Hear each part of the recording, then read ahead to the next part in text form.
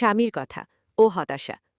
আমার বিয়ের পর আমার স্বামী দেখতে শুনতে বেশ সুন্দর, উঁচা লম্বা যুবক, কিন্তু শারীরিক দিক দিয়ে সে অক্ষম। সব দিকে পারফেক্ট হলেও এক দিক দিয়ে সে আনপারফেক্ট, সে শারীরিকভাবে দুর্বল। স্বামী স্ত্রীর যে একটা সম্পর্ক আছে, যে কারণে একজন নারী তার বাপের বাড়ি ছেড়ে ভিন্ন একজন পুরুষের সাথে মানিয়ে নিতে শেখে, সেই সুখ স্বামীর কাছে পেতে চায়, সেটা যদি স্বামী দিতে না পারে, তখন কিন্তু সেই নারীটা অন্য কোথাও যেতে বাধ্য হয়। আমার ক্ষেত্রেও সেম ঘটনা। আমার স্বামী সব দিক দিয়ে পারফেক্ট থাকলেও একদিকে সে দুর্বল ছিল। দুর্বল থাকার কারণে ওর সাথে আমার প্রায়ই ঝগড়া হতো। একটা সময় ভাবলাম যে পেট ভরে মাংস পোলাও খেলেই তো হয় না, মাংস পোলাও খেয়ে তো পেটের ক্ষুধা নিবারণ করা যায়। মনের ক্ষুধা কি দিয়ে নিবারণ করব? মনের ক্ষুধা যদি নিবারণ না হয়, তাহলে পেটের ক্ষুধা নিবারণে কিছুই হয় না। শরীরের যে একটা চাহিদা আছে, সেটা একমাত্র স্বামীই নিবারণ করতে পারে। স্বামী যদি দুর্বল থাকে, তাহলে সেটা কিন্তু সে পূরণ করতে পারবে না। আমার ক্ষেত্রেও তার অন্যথা হয়নি। একদিন এরকম ঝগড়া করতেছি স্বামীর সাথে। বাড়ি থেকে বের হয়ে নিচে যখন দাঁড়িয়ে রয়েছি, হঠাৎ করে ও আমার সাথে কথা বলতেছে। মন উদাসীন, কেন আপনি ভালো করে কথা বলেন না, এসব বলতেছে। তখন আমি স্বামীকে উদ্দেশ্য করে বলা আগের কথাগুলো ভাবছিলাম। তোমার টাকা আছে, দেখতে সুন্দর তুমি, মানলাম তোমার সব আছে, তুমি সুদর্শন পুরুষ, কিন্তু সবচেয়ে বড় যে জিনিসটা, যেটা নিয়ে মানুষ সারাটা জীবন সুখী থাকতে চায়, আমি তো সেই জিনিসটাই তোমার কাছে পাচ্ছি না।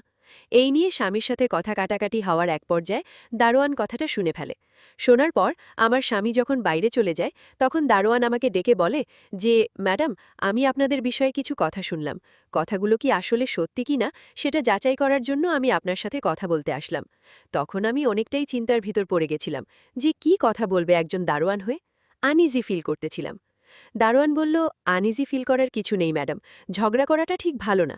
পাশে তো আরও মানুষ আছে, আপনারা বাড়ির মালিক, ভাড়াটিয়া আছে, তারা শুনলে খারাপ ভাববে। তখন দারোয়ান আমাকে অফার দিল যে, ম্যাডাম, আমি তো আছি, মানে আমি পারবো। পরে বললাম যে, আপনি কি করে পারবেন, আপনার তো অনেক বয়স হয়ে গেছে, 60+ হবে বয়স।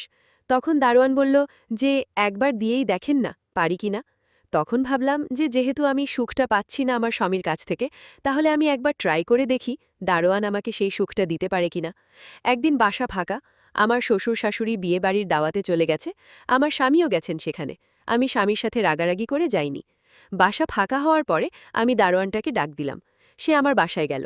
ভিতরে যাওয়ার পরে দারোয়ানের সাথে আমি বসে কথা বললাম। কথা বলার পরে দারোয়ানের সাথে আমার শারীরিক সম্পর্ক হলো। তিনি আমাকে অনেকটাই সুখ দিতে পারছেন। এতটা সুখ আমি আমার লাইফে কখনো পাইনি।